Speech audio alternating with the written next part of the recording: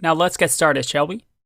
In order for any programmer to learn a language, there are 4 key things that you need to really master for any sort of language, including Python. First are the terms of that language. Sometimes a programming language has different words and different definitions for these words that you're going to have to memorize. Things like statements, variables, instantiation. Really complicated sounding words, but you need to understand what they mean so that you can talk to other programmers.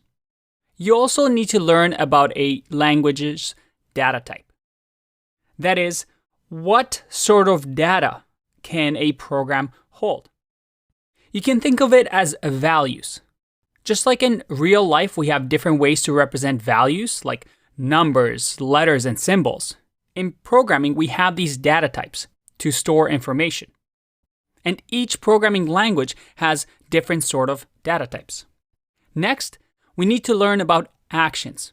At the end of the day, all programming is a way for us to tell our machines, hey, store this data and then retrieve this data and perform some action on it. That's all it is, just using memory and performing some actions.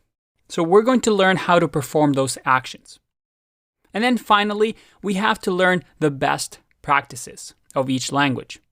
There's good ways of writing Python code, and then there's bad ways. So that when we build our applications, our programs, well, we don't have a leaning tower like this, but we have a solid structure and a solid program. So throughout the course, we're going to learn about these things. But keep this in mind. These 4 things are what you need to become a good programmer.